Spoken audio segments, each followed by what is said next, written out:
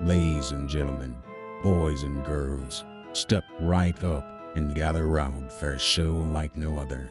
Now, what we have for you today is something truly special. Welcome to the BlackSheep Narrative, where our badass hosts, Esposito and Jon Klipstein, will be taking you on a journey. And that's what makes this podcast so damn special. Because it's all about the black sheep. The ones who don't follow the rules. The ones who carve their own path. So sit back, relax, get ready to have your mind blown. The BlackSheep Narrative is here, and it's gonna be one hell of a ride. So join us now, and let's get this party started. Sorry, we don't have tequila. Today, we have a special guest for you guys. In the house, we have author, entrepreneur, Bad motherfucker. Mr. Andrew Coussens, author of A Failed State. So, Andrew, welcome to the podcast, man. Jon, thanks for having me, man. I love the digs, dude. Thank you, brother. Yeah, it's been a long process. But so tell our audience, who's Andrew Coussens? Oh, man. Well, right now, unfortunately, so many hats. Father, dealing with teenagers. You're not there yet, but you will be. Oh, yeah. I got 2 going to college. Oh, that's right. That's right. It's hell on earth. Yeah, actually. Dude. Man, we'll cover that another time. That's a whole podcast. In itself. A whole nother podcast. Just I guess like a lot of guys, right, that have stopped deploying and are running businesses here back in the States, just trying to stay relevant with a bunch of stuff, right? I don't know when you want to launch into the company that you've obviously been a part of, photographs and involvement in range time and stuff like that. But forward movement's taken up a lot of time of mine as a business owner, and just really trying to find niches and relevancy for that. So yeah. So like you said, you wear a lot of hats. Obviously, author, forward movement training. You're founder. Well, not necessarily founder, but owner. Correct? Yeah, owner. I bought it as an existing company, but definitely expanded its its reach into equipment. Executive protection is mine for this new to this company, and then of course, which I'm sure we'll get to large events. Mm-hmm. So we're doing quite a few large events this year compared to last year, but we're going to even try to double that again in 24. Yeah, that's awesome. Yeah, I love what you guys do, and I love that you've brought that back here to U.S. is the tactical training and stuff like that, because you're training police forces, correct? Yeah, we have. I know there's a lot of good outfits that come to mind. Fieldcraft Survival, among some of the others. And I think where we found our niche is providing equipment and doing the training. I think a lot of contractors, especially some that have left special operations, do relevant training for law enforcement. And then of course there's the big one in the Midwest, which is Darcy. Direct Action Resource Center is a huge destination right now for a lot of SWAT teams, a lot of tactical outfits. But really? We like to do that, but we also like to provide equipment. Lately it's been night vision, laser designators, bipods, tripods for sniper teams, and we're about to, and I'm going to have to knock on wood to not jinx it, is rifles and suppressors for a federal agency as well. So looking forward to that. Dude. Yeah. Those are huge contracts. Yeah. Dude. Yeah, good stuff. Have you been to forward movement training? I have, yep. Okay. Mm-hmm. Yeah. So I love for the audience, so if you're local to the Boise area or even in the Northwest, you should definitely come through, check it out. It's badass. He's in his warehouse. He has a full setup, where you can do room clearing. And I've attended a couple of your courses, which are pretty badass because they actually use airsoft rifles when you go through and clear the rooms. The sound system too, you set up a sound system in there too to simulate, what does it simulate? Oh man, it's compartmentalized, so it's room by room, right? So we can have a baby crying in one room, a dog barking in another, a couple fighting in yet another, and talk about really screwing with people's equilibrium a little bit. You know? But didn't do flashing? You did simulate flashbangs and stuff too? Or? Well, we have a light system that simulates a police strobe. Yeah. So it will kill the lights and put on the police strobe. And with role players, and Ryan Atkinson, of course, he's been a big asset to us. Big tatted guy that does, what does he do? Security. Well, now he's doing security for Drake. Mm-hmm. So he and Morgan Drake. He just started with Drake. Yeah, he's running Drake's whole team now, which is pretty exciting for him. But the guy looks pretty intimidating. He'll put on a mask or something like that. So when we did law enforcement training, you can imagine a big, 6 foot, 275 pound tatted guy coming at you, with all the lights and sounds going. So it worked pretty well. Well, let's get him on the podcast. Yeah, we should, man. He's talking about great Drake. dude. Drake. He's a good dude. The Drake. The Drake. The rapper Drake. John can't wrap around his head around it. He's like, Drake? The thing is, he's proven his worth, right? I mean, before Drake, it was Morgan Wallen. Before Morgan Wallen, it was Kiss. And I think there's a comedian. He did Kiss. He did security for all those? Yeah, he did security. And then he did A-list security before that. So he teaches a class for us that you've heard about, Cerebus skill set. So I was at one of his classes where he was teaching like the hand-to-hand, like knife defense and stuff like that. Yes. Big dude.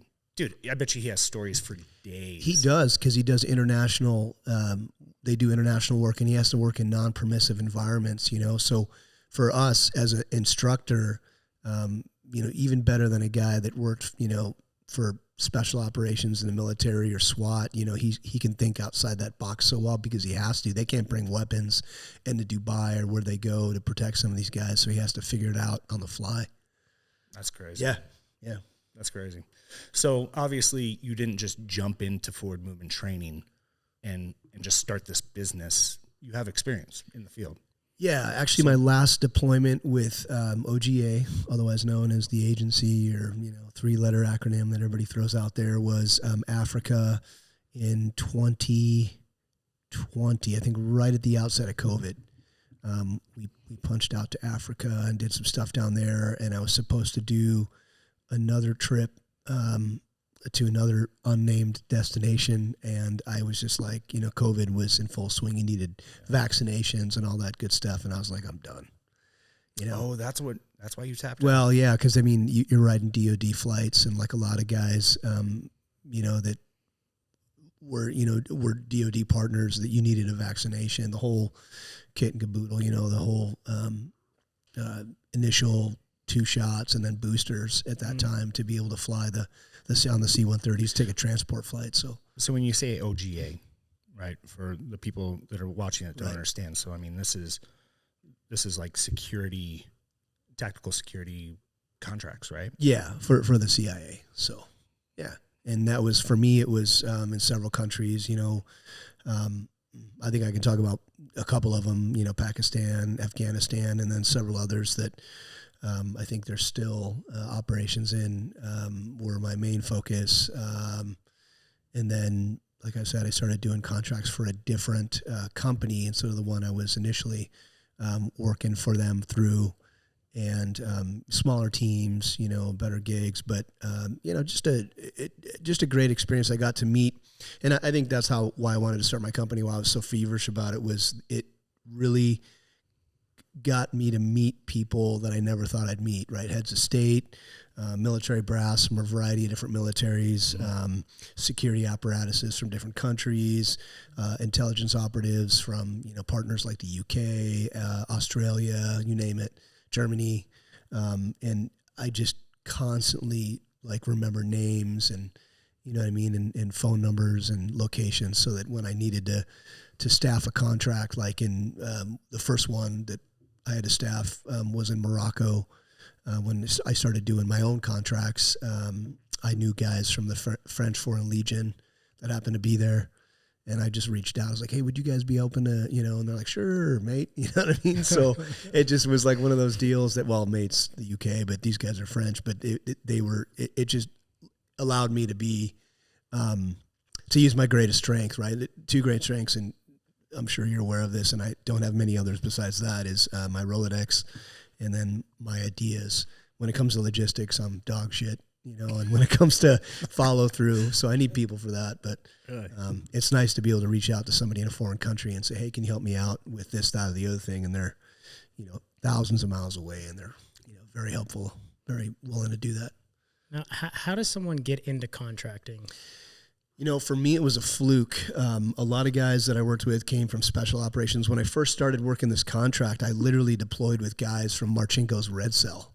And I'm like, man, I'm in way over my head. What's that? It was a Dick Marchenko, who's an author, who was one of the first guys on SEAL Team 6 on Dev.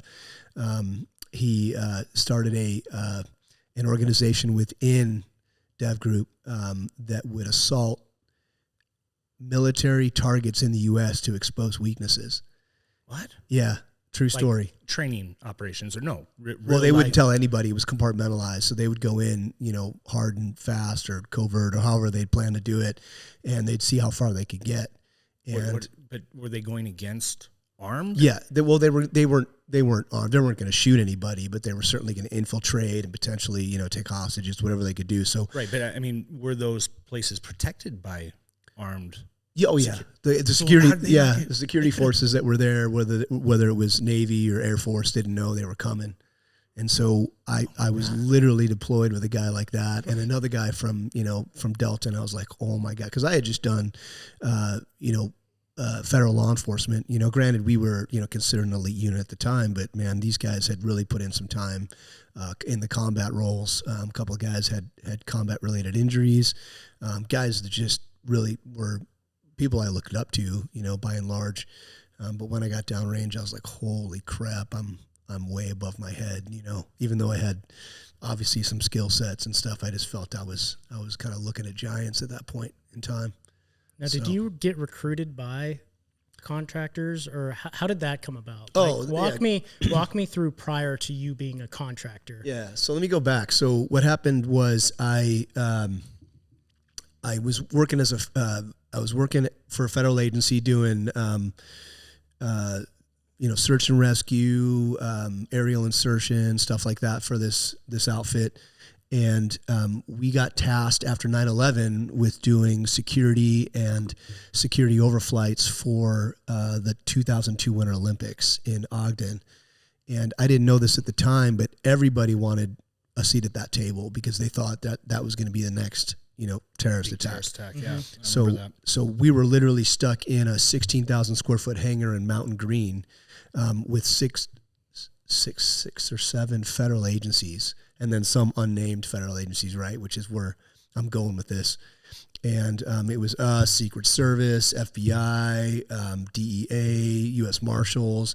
We had 4 aircraft on the tarmac. We had offices spread out over the place. And it was, the communications were screwy because we hadn't learned how to communicate all on the same channel. The FBI had their own channel, nobody could communicate with them. And we were hanging, we flew up to the peak of Snow Basin in Ogden, Utah, or on the other side of Ogden, so Mountain Green, Utah, and landed, and we're helping to hang communications equipment for the upcoming Olympics. And that's when I met a couple of guys that were, into CIA, which at the time I didn't realize that, they had people on the ground within the U.S., but they were there as advisors, and got to talking to them. We worked together for the next 3 or 4 days. And then they were like, hey, man, we like you.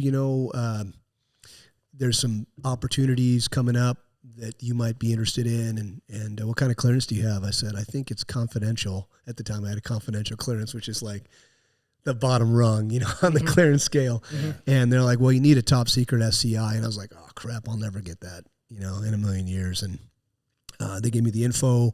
I went through that pipeline, applied for my TSSCI, and then went back to work, right? Didn't think anything about it. And then I get a phone call. I'm on the toilet, and I get a phone. True story. You answered it. And I answered it because it said, yeah, right. Well, it ringed and it said, I don't know what it says on the phone at the time. They've changed, but I think it said no caller ID or whatever.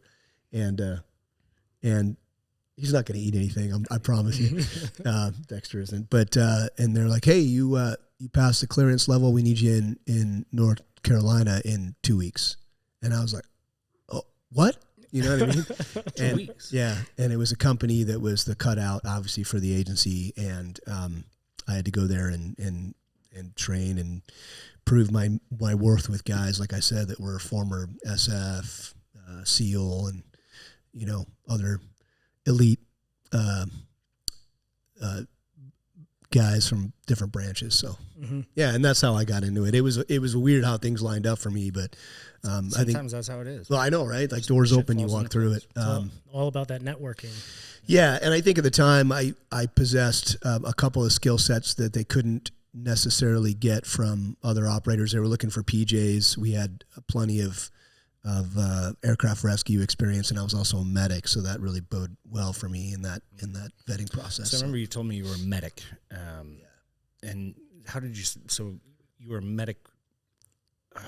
What's the word I'm looking for? It wasn't necessarily your medic. You were EMT. Is that what you're saying? Right? Yeah. Well, we all operated well above our scope downrange. I mean, essentially, it was it was kind of like you're just going to do what you have to do to keep people alive, and that's kind of ominous, you know. Yeah.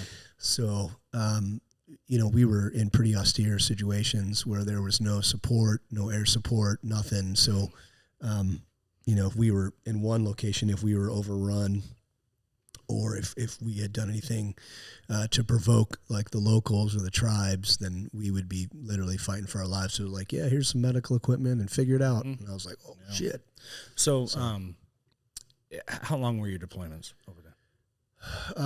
At the time they were 90 days, but the host nation, and I won't go into too much detail about that because I know they're still sensitive. I had to edit quite a bit from the book in that respect and change the country. The host nation was actually fucking with our, can I say fuck? Is that okay? Yeah, absolutely. They were fucking with our entry and exit visas. And because of that, they were trying to whittle us down to, a skeleton crew at the time, which made a lot of people really nervous. So I think at one point I did 6 months over there, and guys were going nuts because of that length of time. And you can imagine being in the Army and doing a year, right? But you got large support services. You've done it. I'm sure you guys have all experienced that. But we were literally in maybe a 4 acre or less, 3 acre complex. Yeah. In the middle of the desert, no air support, all contract aircraft coming and going. So yeah, I wouldn't. I did the full year deployments. Yeah. But I don't know. I think that would be just as rough because with you, like, you get a year over there in Afghanistan, but you come back and you're almost guaranteed a minimum of 1 year back in garrison. Garrison. You guys were rapid deployment, so you'd deploy, come back for what? Oh man, sometimes 30 days and you get a call and they're like, we need your ass back on the flight. Well, for me, it wasn't the going that was hard. It was coming back in, cause we ran, charter flights. Mm-hmm. So I could literally leave Kabul airport, which is where we flew into initially before we punched out to different locations in Afghanistan. And I would be home within less than 24 hours and my wife would hand me a grocery list. And I'd be sitting in Albertsons looking at cereal, trying to figure out who the fuck I am, you know? Yeah. And it was tough. That was a hard transition. I remember, and I think me and Nick have talked about this previously, but I remember my first time coming back from Afghanistan after you've been over there for so long. And I don't know how to describe the feeling, but I remember I was coming back after a year, and I'm sitting in the airport when you first hit, and it's Bangor, Maine. Mm-hmm. That's where you hit stateside, and they stop you there and they refuel, and then you're off to your final destination. But you're in Bangor, Maine. And I remember sitting there on the ground, and I'm looking around after we've been in shit for 13 months. Right. And people are just walking around, drinking their lattes, on their computers typing, and I just sat there in shock, and I was just looking around and shaking my head. And the dude that's sitting next to me is like, he was a sergeant. And I think at the time I was a corporal, and he looks at me, he's like, yeah, it's fucking weird, isn't it? And I was like, totally. Yeah, like life went on without us. It did. Nobody knows like what the fuck's going on over there, what we've been through for the past 13 months. And everybody's carried on with their life normal. And it just fucks with your brain. Like you're watching this and you're like, holy shit. And it's almost maddening. It is maddening. Yeah. It's almost like there's a soundtrack playing somewhere in the background that, you know, you can't change. And you're like, wait, you know, like, wait, like I don't want to be, this isn't my life, you know? No. It was anxiety coming back. And then I remember they told us not to drive. Like, hey, don't drive for the first week, and you do. It's like you almost have road rage, and you like your anxieties, and you're so hyper focused on shit because you're so used to like. Well, tell me how many times you guys were looking at like garbage in the roadway. Yeah, thinking, that's what I'm saying. Like, shit. Yeah, like that could be an IED. Yeah. That could be, and you still have that hyper, I don't know, that hyper focus, that hyper vigilance. Right. Yeah. When you come back and I mean, for me, there was a lot of shit that happened right before I came. I mean, sometimes nothing major, but definitely odd stuff. Like I remember the last deployment I had in PAC, the partner forces, the PAC mill, they butchered a goat and they were going to present it to us. Well, I had seen that goat eat out of all the trash pits. Right outside their base, and I also knew they shit in the trash pits because they didn't have toilets. They would just come out and squat. So I'm thinking I'm eating something that's been eating human excrement for the last 30 days, 40 days, and we're about to cut it up and eat it after it's been barbecued. Dysentery. And so that was weird. And then the other weird one that happened to me, and it was my last deployment with this company, is I was ready to leave Jalalabad. Fob Fenty was where we were at on the other side from first group and range battalion guys, and the Coussens were over there as well. Yeah, Coussens from... Yeah, they had like a little archway with all their insignia on it. But we were over there, and we had just left the airport, or the airstrip, because it's built around an airstrip. So we had just left the airstrip, and we're heading back to the compound, and a C-130 where they had left a night vision case under one of the, what is it? For the aircraft, they kind of propped up one of the controls for the aircraft with a night vision case and forgot it was there. It was early in the morning, so the sun was just about to come up, and they took off in the aircraft after they loaded a bunch of JSOC operators and a bunch of equipment. I think it was crypto or something like that.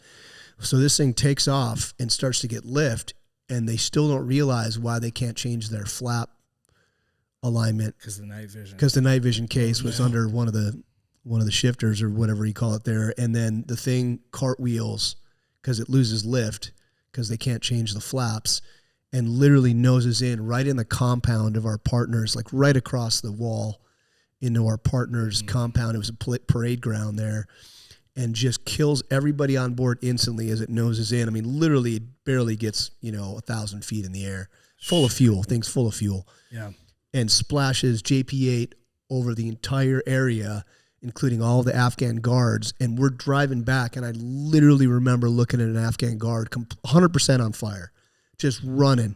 And this guy's running. I'm like, where the fuck is this guy running to? And he happens to be running to the showers. He had enough of a wherewithal. Yeah, like wherewithal or just survival. Adrenaline survival instinct that he's like, I got to get my ass to the showers. This guy made it another 16 hours before they took him off life support. And that was my last deployment, man. So I come back and I was like, what the fuck? Where was that? Jalalabad? That was, Jalalabad. And it was, I can't remember the call sign of the aircraft because it's in the news. I mean, I'm not saying anything that's classified. It was literally all over Yahoo News and everything like that. And I watched, that was like the last visual I had, man. So there's a video on YouTube of, but I think it was in BAF. It was either BAF or CAF. But it was a C-130. But it said in the description, you can watch it on YouTube if you like Google fucking CAF airplane crash, KAF, and the C-130 goes to take off. And just like you said, it's going on. It almost looks fake because it's like, and then it like stops, turns, and nose dives into the ground. But they said that I guess there was a Humvee on it that was. So that was I think that was a 7. I think that was was that a C-130 or was it a 7? Oh, maybe. Yeah, I think it was. They said there was an Army transport vehicle on it that had been locked in and somehow changed the CG. Yeah, somehow it fucking shifted and the weight boom.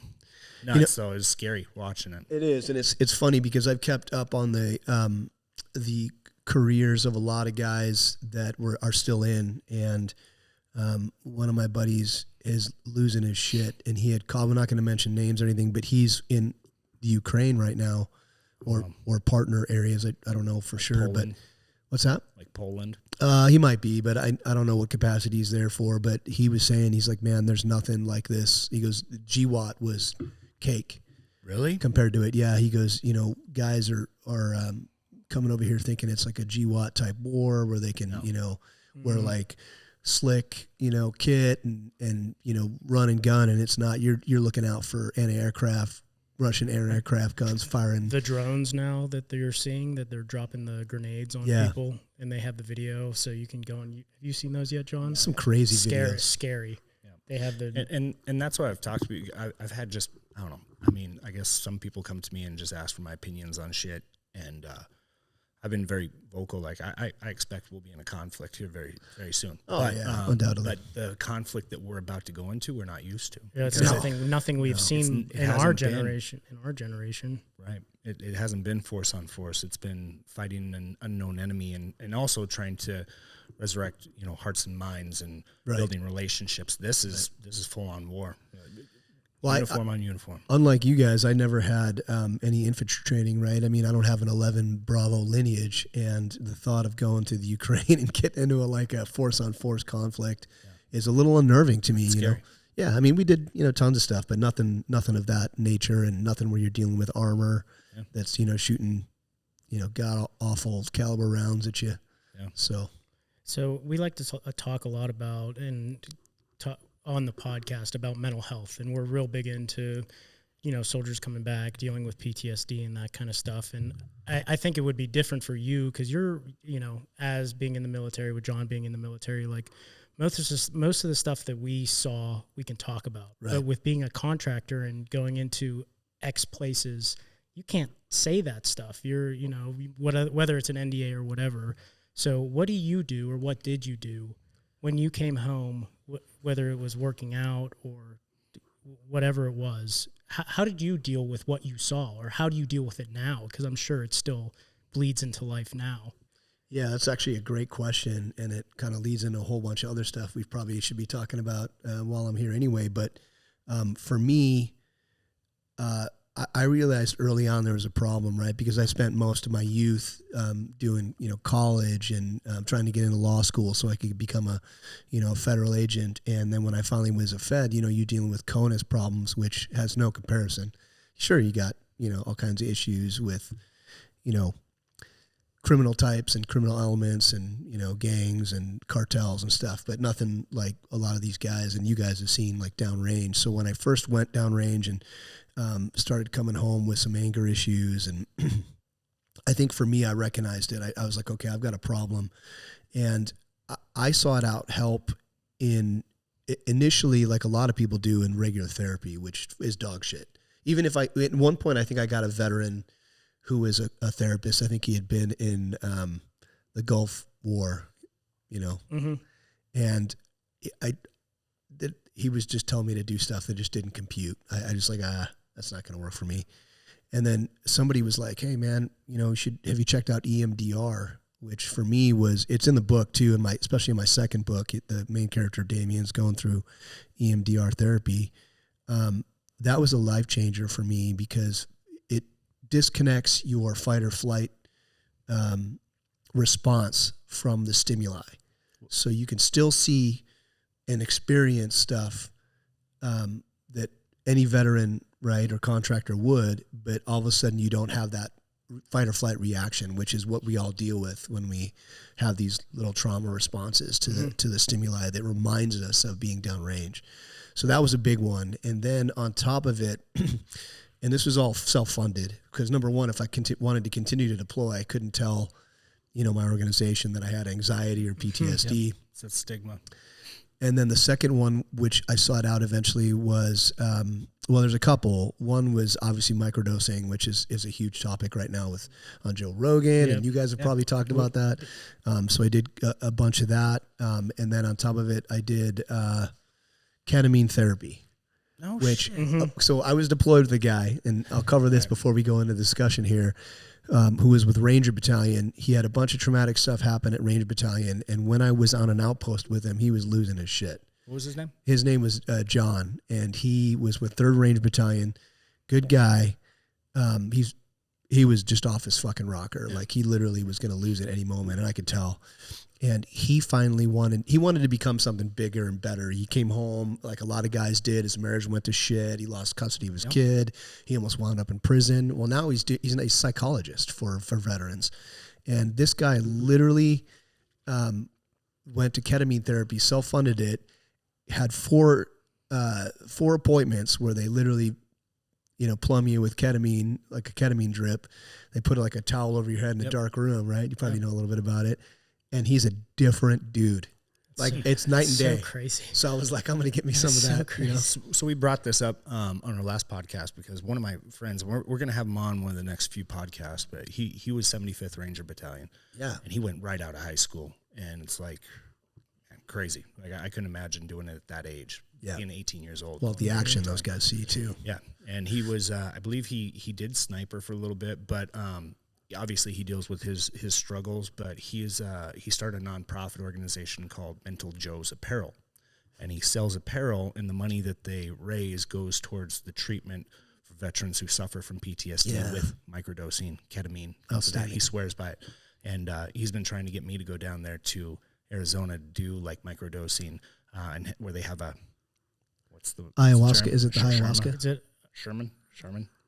Shaman. It's not Sherma. It's a shaman that helps guide you through the process, right? Mm-hmm. And but it's very interesting. He sent me a bunch of videos that I could watch. There's even documentaries on Netflix because it's not necessarily just for soldiers who deal with PTSD. It's for people who have like OCD issues. It's for people who have hyper anxiety issues. Like it can fix a lot. Well, you're absolutely right, and I think this is interesting you say that because when I saw it portrayed, I think it wasn't ayahuasca, it was something else, but it was portrayed even on the CBS show, or I think it's a Paramount show called SEAL Team. You guys have heard of that. They even go into like the treatment there. And I was really? Like, clearly it's gone a little bit more mainstream when you see it on a a syndicated program. When microdosing was in front of the FDA and they were trying to get it approved, and the FDA approved it. Like they had to do so many clinical trials, but they approved it for the specific use really? of veterans. That's a shocker, man, because I thought they'd approve something that would cost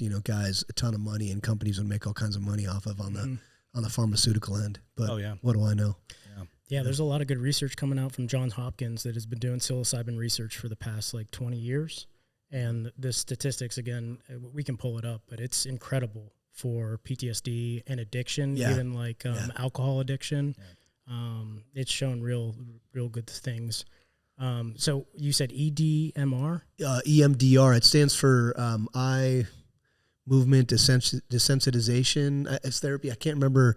I have to Google I could probably do that now while I'm sitting here, but either there's two ways to do it. Either it's the eye movement and you get lights moving back and forth to disconnect that piece I referred to, or you have paddles, and that's what I did. You have vibrating paddles, which is oscillate. And since you're touching something and you have a direct connection to the paddles, you basically lock up your memories, right? And then one at a time with your EMDR therapist, you unpack and discuss that. Oh, wow. So that's when I really get a kind of a feel on this thing. But let me Google it while we're here. And then a good lead-in on this would be my involvement with the Rescue 22 Foundation, which, Dexter's lineage comes from a little bit of that, but that is, pairing service dogs with veterans free of charge and in an expedited fashion. And that's actually one of Forward Movement's feathers in our cap this spring is doing the logistics for that that event, that 501c3 nonprofit event, and that's something that is going to fundraise for that organization and help veterans out in that capacity. How long have you had Dexter? So I got Dexter in 2019 when he left Coastline Canine. He was service dog trained as well, and I've actually run into a couple of situations. One at the YMCA when I went to shit at the YMCA. Literally couldn't find my stuff in a locker and started having a panic attack, and he just laid across my lap and licked my face. Yeah. So I'll tell you what, obviously on the camera, I'm not sure if they can see Dexter, but what type of dog is he? He's a Dutch Shepherd, and he was one of the highlights at what's the SOFIC, which is Special Operations Forces Industry Conference, which is in Tampa every year. They do the huge seat. They do the huge special operations theater there where they have guys rappelling out of helicopters and they're assaulting boats right there in the bay. So EMDR stands for eye movement desensitization and reprocessing. Okay. So yeah, it's a really cool way to kind of introduce, and it takes half the time that conventional therapy does if conventional therapy is successful. So now you're talking, instead of like 8 to 10 weeks, you're talking like a 4-week cycle, and it really did help me because at the same time, and we're getting into this at the same time too, is my wife took her life because she was dealing with alcoholism and depression, and I was gone eight months intermittently throughout the year, so she had no support system. She was raising 3 of our kids, drinking through it, just trying to really kind of keep her head above water, and she just felt that she couldn't do it anymore. So I had to unpack that as well, besides all the shit I brought back from downrange. I'm sorry about that, man. Yeah. Heavy.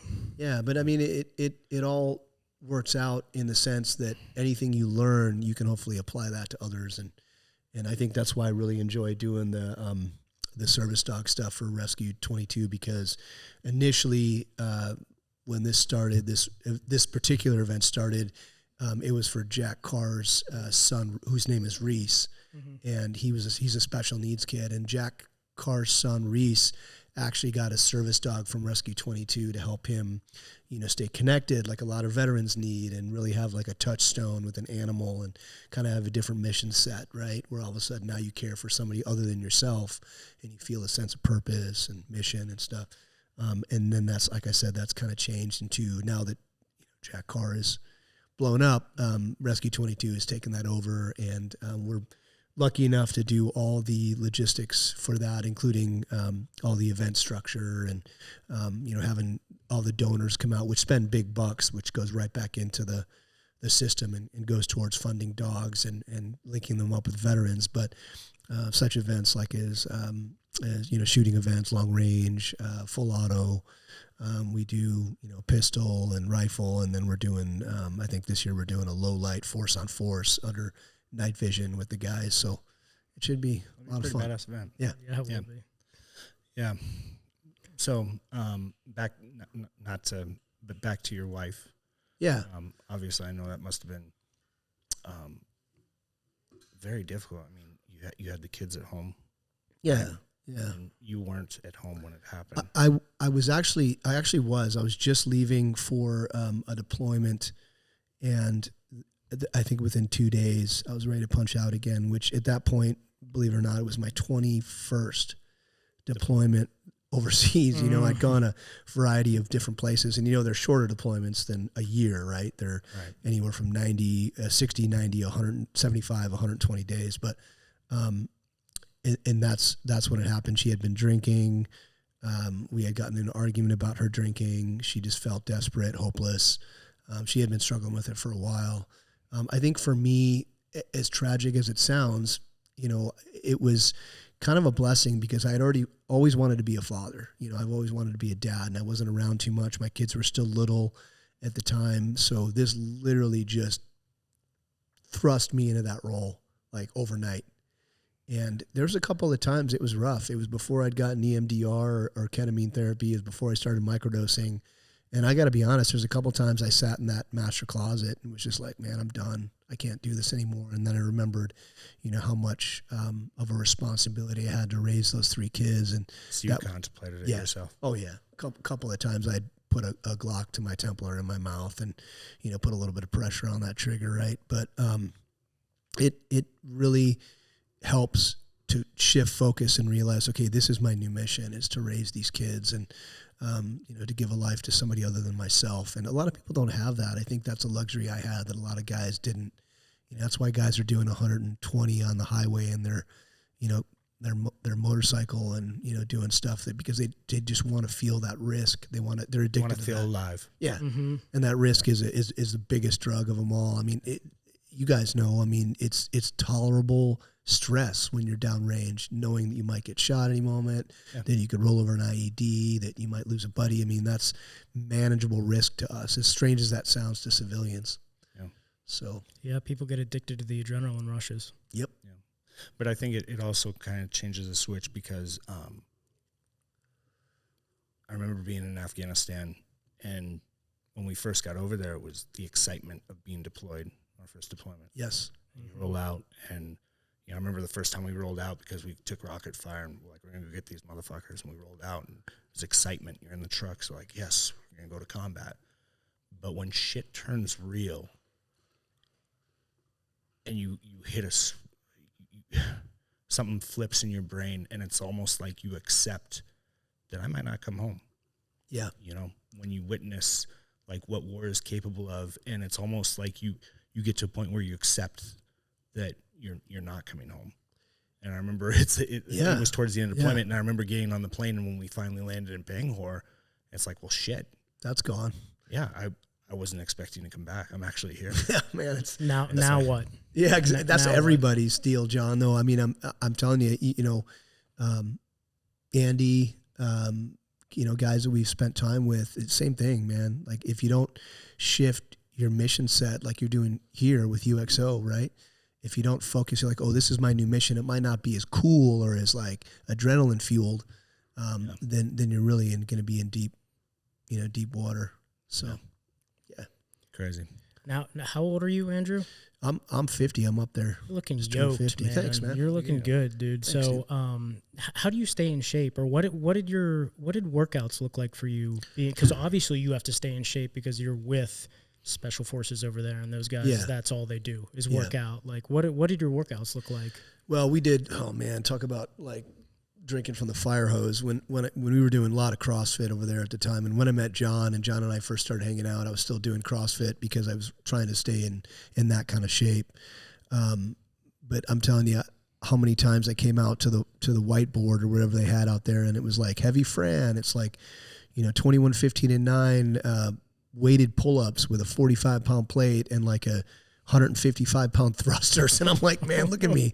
The difference is, and I've said this in a couple other podcasts I've done, is I didn't realize that guys, because we had stepped off out of places like Bahrain, Abu Dhabi, and Dubai, that guys were going right to the pharmacy, and then getting everything they needed, loading up.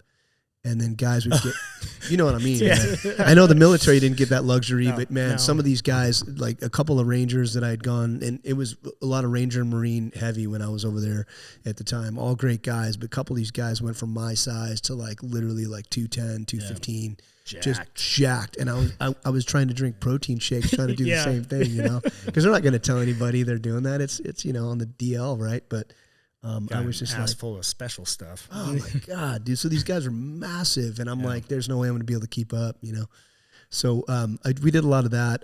I've obviously. Did they not test for that? No. The drug tests were part of the clearance package, I think, at the outset. And I think that kind of goes unsaid when you get downrange. I think they just expect you to handle your shit. I think as long as you're not like, a risk, right, or to the client, or causing trouble within that set, I think you're fine. And the guys are huge, and that has a benefit a little bit to the client, because you do act quite a bit as a VIP protection. When you're in crowds, even if they're semi-friendly or friendly crowds, you want guys that can handle crowd control and intimidating people to get the F out of the way and stuff like that. So it was an eye-opener, man. I was kind of a Boy Scout back then.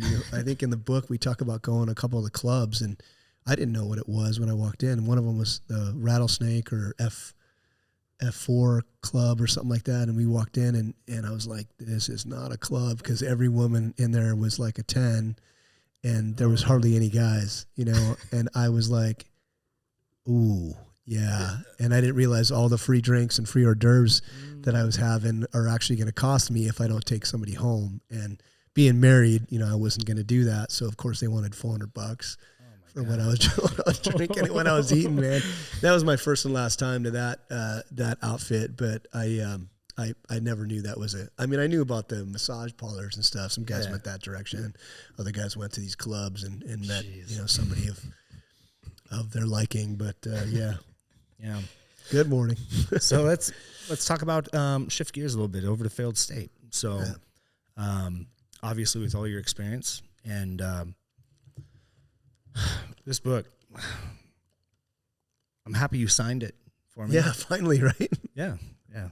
Who's Jared? I don't know. Who's Jared? It was the last copy on the shelf. Actually, this is the last copy here, but Jared, if you're listening, sorry, we have your copy right here. So. The funny thing is that is out of print, and it's been out of print for a while. Really? Yeah, for a while. I sold, I think I sold all 5,000 copies, hard copies, which is pretty good. Yeah. Well, but it's more than that though, right? Yeah, we've got ebook and it's on Audible as well. So I have the Audible version too. Yeah. And it was mentioned on Joe Rogan. Yeah. Wasn't this book mentioned on? Yeah, that was Mike Baker's doing. So Mike is former agency as well. He was a case officer for the CIA and buddy of mine. And he's like going on Joe Rogan's first or second podcast. He's like, hey, give me a copy of your book. He goes, I've read it. I like it. Give me a copy of it. I was like, cool. And they went and discussed everything. And he just mentioned it, plugged it right in the middle of the program. And I was like, holy cow, I didn't know he was going to do. He didn't tell me he was going to do that. I thought he was just bringing it to hand copies out or to people he knew or whatever. And he mentioned it, and I was going to SHOT Show within a week, and I was shipping out, because I was doing the shipping at the time, because I had a lot of the copies in my garage, and I was shipping probably 10 to 12 copies a day of the hard book. I was selling. I was bumping up against Amazon bestseller for a while. I didn't breach that line. But I was bumping up against Amazon bestseller and just selling thousands of copies of the ebook. I hadn't finished the Audible yet. And it just got a really good response from people. It's pretty jargon heavy. You guys appreciate it, but a lot of civilians are like, what is this mean? They don't understand all the I don't have a glossary in there. So how do you even start to write a book? What does that even look like? I know you can sit down and start typing and whatever, but how do you even start with that process, or what even motivated you to want to write a book? Well, so I wasn't, although I had, ironically enough, I had gone to school for journalism. Journalism communications was my major. I never did anything. I wrote a few magazine articles and a few short stories and stuff like that for when I was in college, because that's what you have to do when you're a journalism major, right? It's the way of doing things. But then I just kind of went about trying to find my passion outside of that. And when all this stuff happened with my wife and my last deployment with that one company, and I was in a bad spot, I wrote it as therapy, and I wrote an autobiography. So I literally wrote it about myself, what I was dealing with, my wife's death, what I was experiencing downrange and at home. And I had to submit it through the agency's, what are they called? They're called it's some regulatory part of that. So I literally public relations or something like that. Yeah. So I had to submit it to them. Publications Review Board is what it's called. So PRB. So I submitted to the PRB, literally sent it out to Langley, and didn't hear anything for a while. The DOD is horrible. So if I had to submit anything to the DOD, it would take sometimes up to a year. Yeah. And Jack Carr has dealt with that and has commented on how horrible they are at getting back to him. And he's actually had to redact things in the process of releasing books, which is insane. But I get it back, and I get a terse letter that says, yeah, much of this stuff isn't going to fly. And I didn't say anything outlandish. I really just mildly referenced stuff. In the prologue, didn't you say they sent you back copies of the book and it was completely blacked out? Yeah, one page had 4 words, 4 or 5 words, and I was like, this is ridiculous. And I sat there and kind of wallowed in it for a while, felt sorry for myself. I was like, oh man, I just wrote this therapy and really wasn't going to push it to the public. But then I started thinking, oh, how good this would be for other people that are going through similar stuff. Well, a buddy of mine that runs a nonprofit for veterans, he was a Navy veteran in Seattle. I was like, just write fiction, man. Just do it. Just write fiction. I think it'll take. So I literally changed names, places, obviously tactics to avoid, that whole OPSEC thing, and got it back. And they redacted 3 or 4 things out of the whole book. And I was like, oh, well, here we go, But the nice thing about writing is I literally sought out some people that were good at writing books, not these type of books, but any book. And it started from the ground up. And there's people out there that'll walk you through everything, how they did it, what they recommend. This was a hybrid publisher, so it's a publisher that helps promote a little bit, obviously refers you to your, to get it printed and everything through them, and then you do some of it as well. So it's kind of a hybrid publisher. I did get contacted for the second and third book, which I'm still working on the third book now. COVID screwed that up. To do a real publisher, and I had a buddy who is, you might know him, John. He's with Ada County SWAT, and he wrote a couple of like sci-fi books. And his first sci-fi book, he went through a publisher, and I was like, hey, how well did you do with that? And he's like, well, I didn't.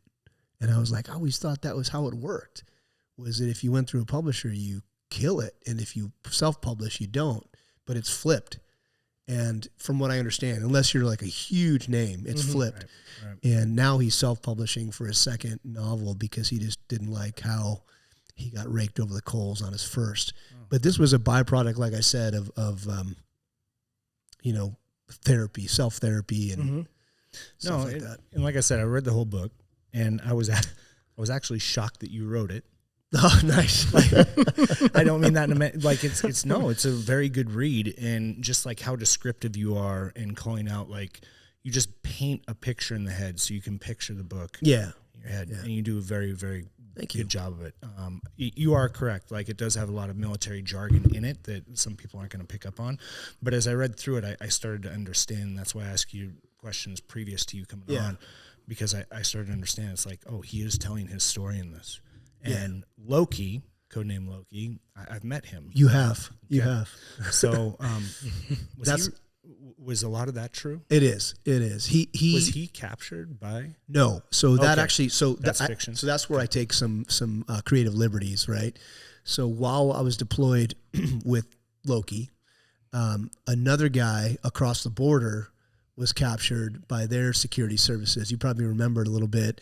I can't remember his name offhand, but he was captured and incarcerated over there while they were conducting an op. Yeah. This guy, suicide bomber went off, and well, what happened was I think they were doing a route reconnaissance over there. Same outfit that I worked for, but just in another spot, another team. And he was doing route reconnaissance, and he noticed a motorbike pull up with two guys on it, like they normally ride over there in those type of countries. And this guy kept looking back, and he's like, okay, it's on, I'm being marked. And then the guy reached for, saw who he was, and then backed up, and then kind of sped up a little bit and looked back again, and then reached for a gun. And as he pulled the gun out, this is how good some of these guys are trained, man. It's just amazing, takes out his Glock 17 or 19 and ends up taking 4 shots, right? Has to port the windshield and hits both guys with 3 out of the 4 shots, moving in a vehicle in heavy traffic at about 30 or 40 meters. I mean, that's insane. Yeah. And just takes these guys out, and then realizes that he's in deep shit because he's in heavy traffic in a unfriendly foreign country by himself, and gets captured. So that gets written into the story because it was happening concurrently while we were deployed, and I was telling this tale as well. I just kind of took that creative liberty to talk about it. Yeah. But yeah, you have met Loki. He's a character, man. Interesting dude. Yeah. He's doing an EP right now. He was doing it for Jordan Peterson, which everybody seems to know who Jordan is. And he's just always, he's a hyper vigilant guy. This is a guy, Loki, that is better in a war zone than here in the States in a civilian capacity, by and large. And John can tell you that for sure. Yeah. So I know Andrew, so back to forward movement training. So Andrew had, Loki came up here and he did training, room clearing at FMT, and they had a bunch of people that signed up for the class and oh, this is going to be dope, this guy. But he took it to another level. yelling say at the people and in their face, like, you don't fucking breach a door like that, you breach it like this. And he started hammering the door with the buttstock, and like people actually went to Andrew and they're like, this is a little too intense for what I was expecting. We had people leave. Can I just can't get a refund, like, because Loki would. But hey, he's trying to teach them real world, like, he's trying to build that stress, like. He is, but like, and this was referenced by Mike Glover from Fieldcraft Survival, because it's something he's big on. Is you have to treat civilians like civilians. You know, they never served.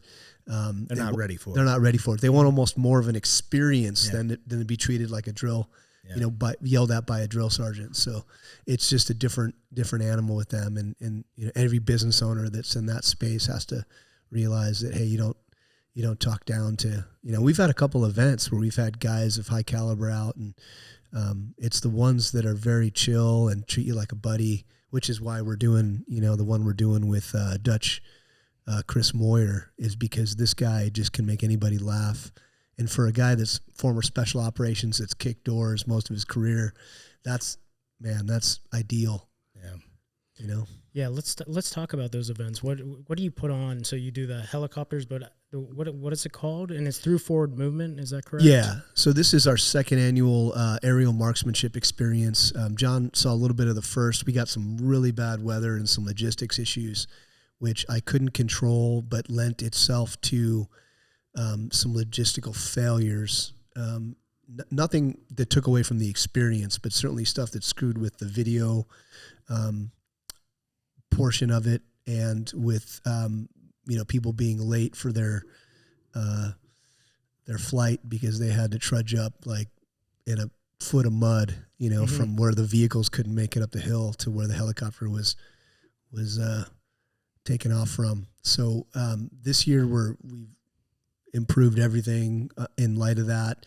But what it is it's a two-part experience. One is Dutch Chris Moyer is coming up to teach a class called Evolutionary Gunfighter, which is one of his premier classes for the first part of the day on April 29th. And then the second part of the day, he is going to be participating in flights with shooters that are tethered in to a helicopter with open doors. It's a bigger helicopter this year. It's an A-Star, which is, you know, a high altitude helicopter that is owned and operated by Base Camp Aviation. Great, you know that pilot Jeff. He's a great guy. It's a great outfit and gorgeous helicopter. It's going to be one of their new ones, so it's an olive drab with some of their silver and black graphics on it. So it's going to look sick. So literally, the people that signed up to take this, they're going to go up in the helo and be able to shoot out the doors at targets that are popping up. So they're going to be shooting primary weapon systems, Mod 2 Mark 111 rifles that are suppressed with Magpul 60-round drum mags. And the doors are going to be open. They're going to be tethered in. They're going to have comms. And they're going to get target strings based, obviously, on the way they're facing. So one shooter will get, you know, it as the helicopter goes up the draw, next shooter will get it when it comes down the draw, and they'll probably get 3 or 4 runs at a target string from the helicopter. Has anyone done this in this area besides you? No. I know there's a lot of guys that reference the hog hunts in Texas. A few of my friends work those. It's a great gig. You know, you fly out there and shoot a bunch of feral hogs, which is a big problem in Texas. But isn't that what Matt did? What? Yeah. Yes. I think so. Yeah. He got contracted by a guy who owns a multiple acre ranch, and basically he just flew a helicopter for that guy and would bring on people that paid to go and shoot hogs. Yeah, same shit. So, so what do you charge somebody for something like that? So what do the tickets go for? Normally it was last year was considerably less money. This year we did our best to pare it down. But we're providing obviously the guns, the ammo, lunch, as well as fuel for the helicopter, which is exorbitant to say the least. So just for the AME portion, which will probably get 25, 30 minutes of flight time per participant, is going to be around $1,900. But again, all that's included. So ammo, use of the suppressed rifles, lunch, time with Dutch Moyer in the aircraft, and obviously afterwards, and it's gonna be a good time. And then Dutch's class, I think, is $450 to take Evolutionary Gunfighter. Guy's amazing, former Army Special Mission Unit operator. You got to look him up if you haven't already. He's just an amazing guy. He reminds me of Arnold's character from Predator. Oh, really? Yeah, like cigar smoking, whiskey drinking, big, former special operations guy. Dylan, you son of a bitch. Seriously, man, dead ringer. For the people that are interested in doing this, where do they find more information? So they can just go to forwardmovementtraining.com, and literally, I think the first pop-up they get is about the AME, the 2023 AME, and it's got all the details. They can pick one package or the other package or both. You can take both for a discount. But it's going to be a good time. It's out actually at Lazy Bear Ranch in Weezer, which if you guys haven't been out there. I have been there. It's Yes. awesome, man. Tim Reitman? The guy that owns it is a prior Chicago Bears tight end. Super Bowl winner. Yeah, he won the Super Bowl with the the undefeated Chicago Bears, 80 whatever it Back when was. they had Fridge Perry. Yeah, they have weddings up there. My buddy had a wedding up there. It's beautiful. It is. It is amazing. He lives keeps out it there? pristine. But yeah, it's awesome out there. Yeah, and that guy is awesome. He was serving us drinks all night, and I Totally. was like, "This is definitely the guy that owns it," because he's like 6'5", just still jacked. And I'm like, Yeah. you were the tight end, huh? You own this place." Yeah, he was awesome, really nice guy. Yeah. Yeah. It's a gorgeous It's place. in Weezer? Yeah, it's a gorgeous place. And we drove there and we were really impressed. They've got, it's not just a wedding venue. They do pheasant hunting trips out there because he's got pheasant all over his property. He's got 2 7-acre ponds that are stocked with bass. Yeah. So it's a gorgeous property. So we're not going to have any of the environmental issues we had last time. We're literally landing right by the outdoor venue area where the bar and the fire pit is. It's going to be killer. Yeah, it's going to be gorgeous. I'll definitely be out there. I want You to should, man.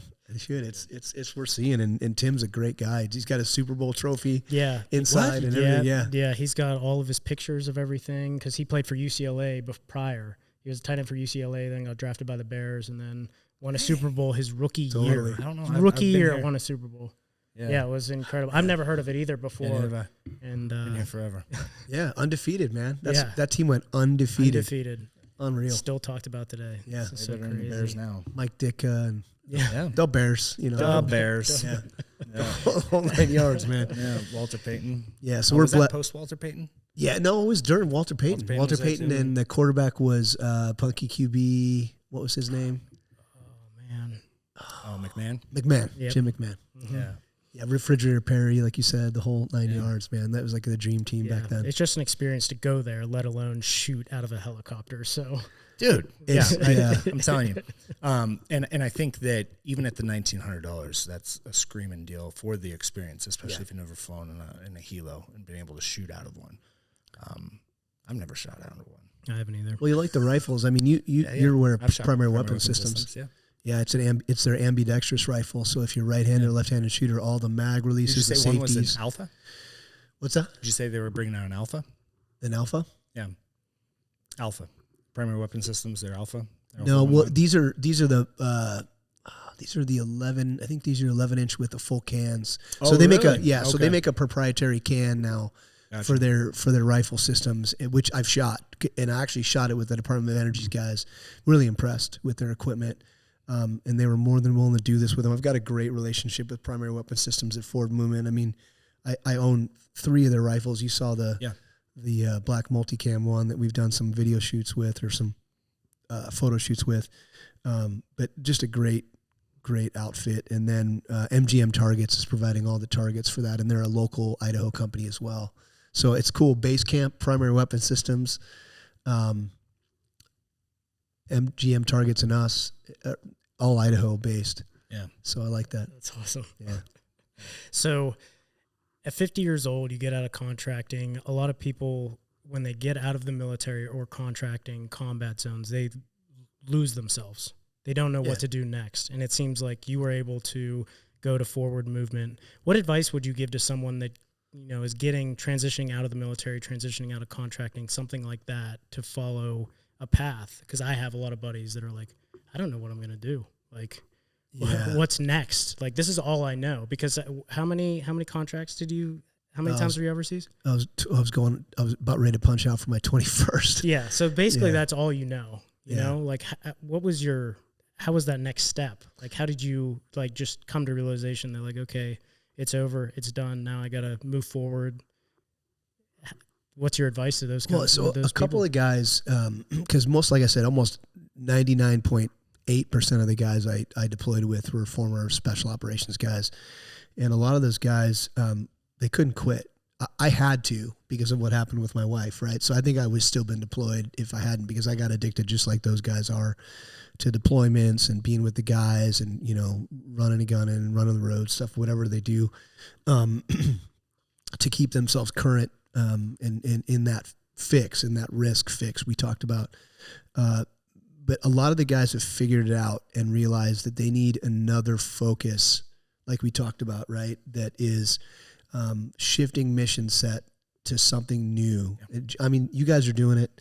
A buddy of mine named Eddie Shelby was doing it. In fact, he was in the news recently because when there was a school shooting, he literally stood outside that school for the next 4 days. Oh, yeah. Do you remember that article? Yeah. He's a good buddy of mine. He was my team leader at one point downrange.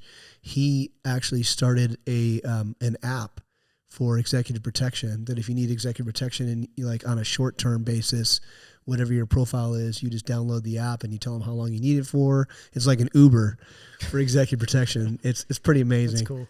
And that is his focus now. And like the difference is just like you guys, just like myself, just like Eddie, you have to throw yourself in 100%. If it's just a side gig, you're making T-shirts here and there. If it's not 100% of your focus, if it's not your main thing, you're going to have issues. Mm-hmm. Yeah. You're going to, and Loki's a good example of that, right? He goes from ranch to ranch as a ranch hand. He did stuff with for the Show SEAL team, where he did all their rappel and long line training for their cast, and then he's doing executive protection here for this guy, or he's doing a contract in Ukraine, you know, for this organization. He just doesn't have that full focus like we all do, right? Where you wake up, you think about it first thing, and it's the last thing you think about when you go to sleep. And I think that's the main factor.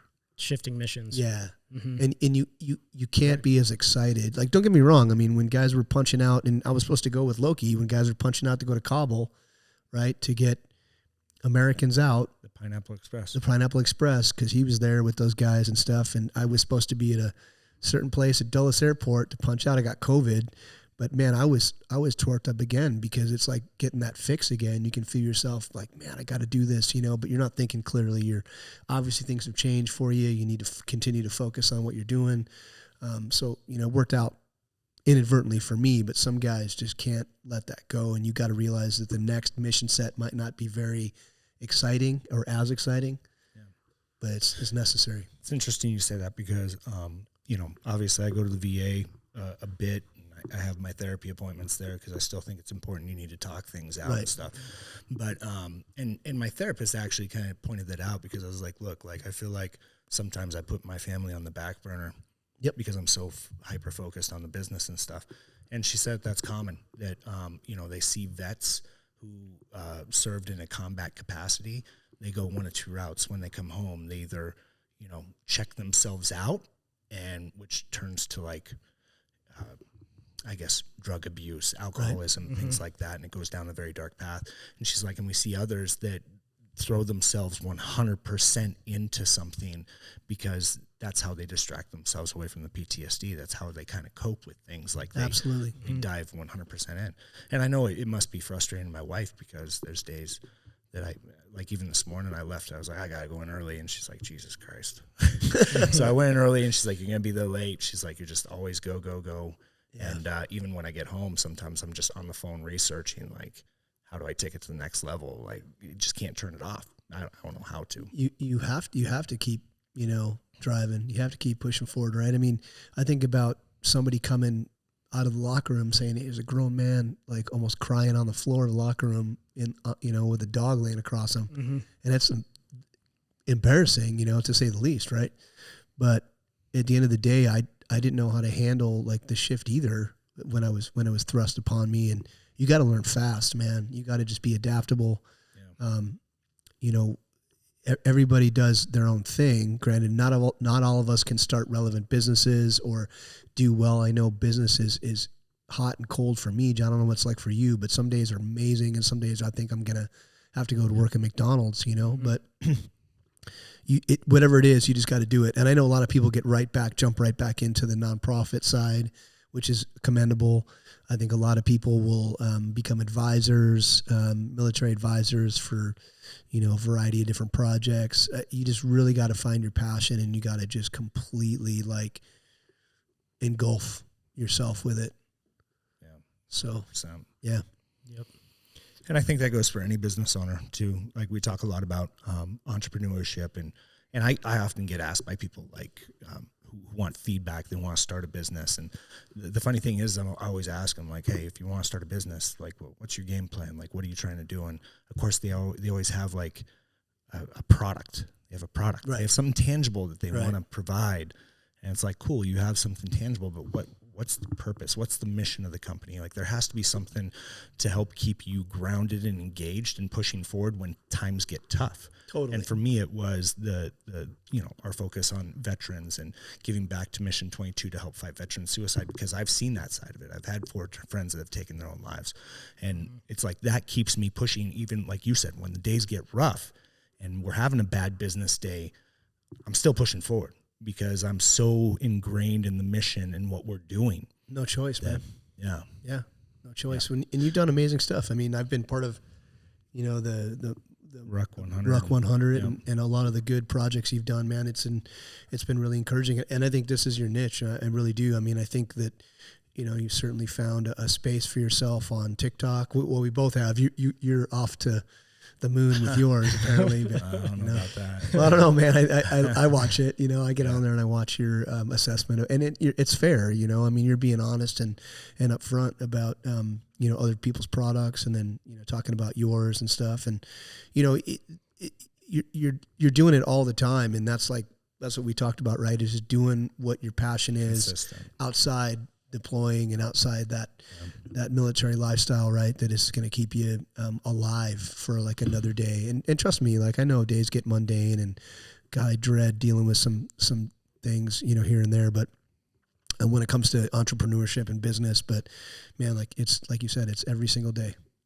Yeah, and entrepreneurship sounds sexy until you realize that it's a 24/7, 365 business, and you can't shut that shit off. Oh my God! Even on the weekends, you're thinking about it. You're like, what am I doing right? What am I doing wrong? Like, I think I even made a joking post about one time on, I think it was Instagram. I made a joking post because it's real, right? And I was like, hey, I traded in my 9 for 5 to be my own business owner, and then it's like now I work 24/7. It's like fuck, you know. Yeah, but.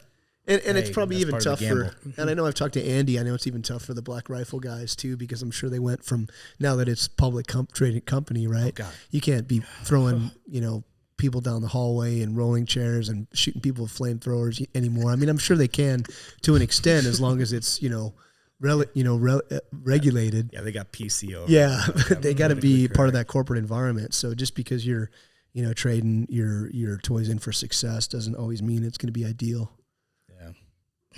Yeah. So so did you say that you sold all of your hard copies of a film? I have. I've got to get these back in print soon. The company that was that the publisher was working with, the printing company that made these is no longer. COVID took them out, unfortunately. But I've got to go back and reprint these. I still get residual sales through ebook and Audible. I've been asked if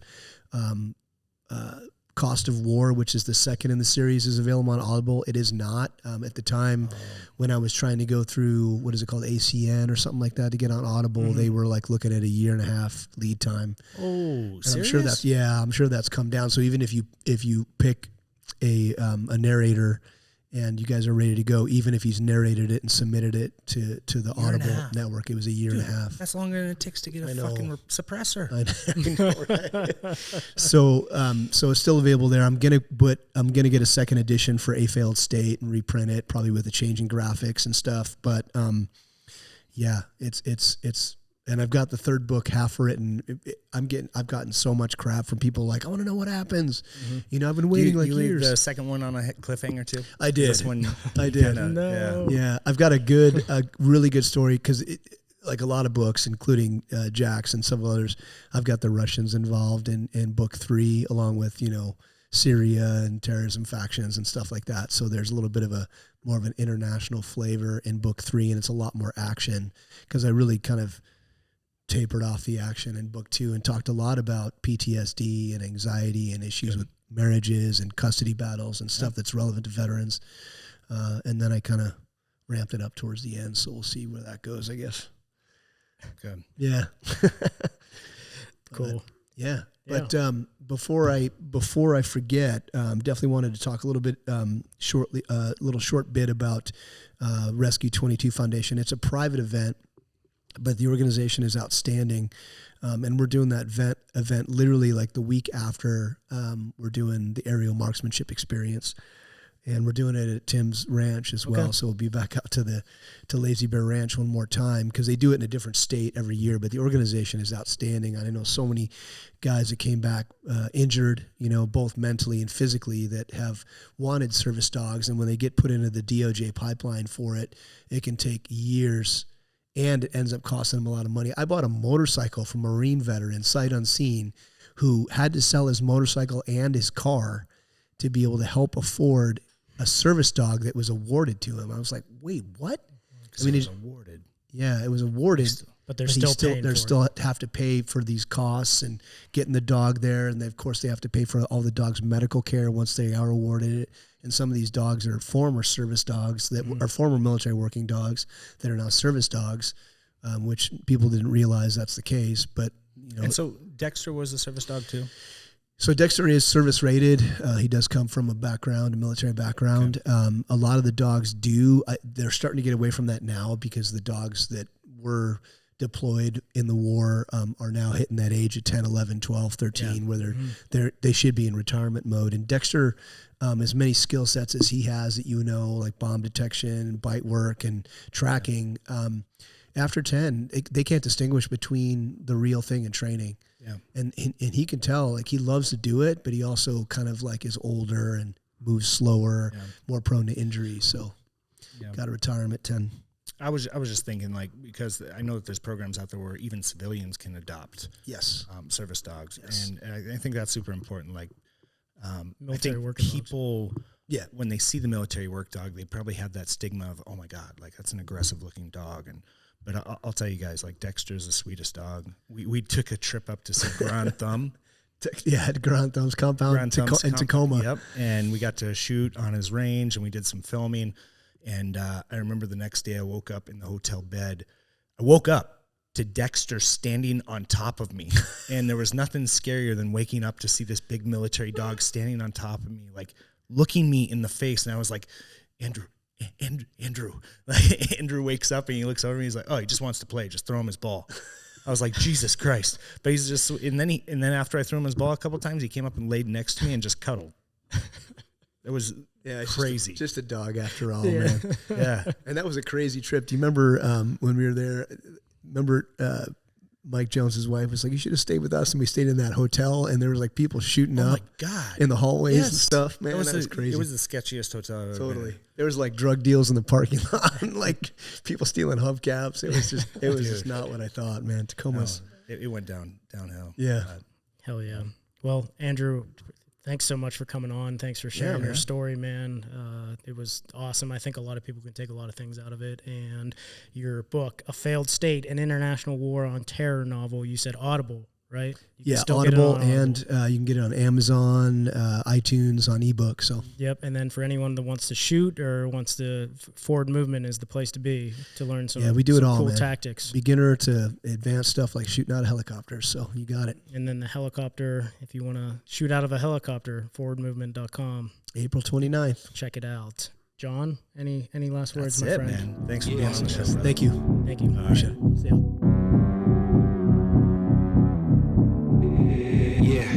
I got bad thoughts that make my mind scared. Hold me hostage and they don't fight fair. Who gon' pray for me and wipe on my tears?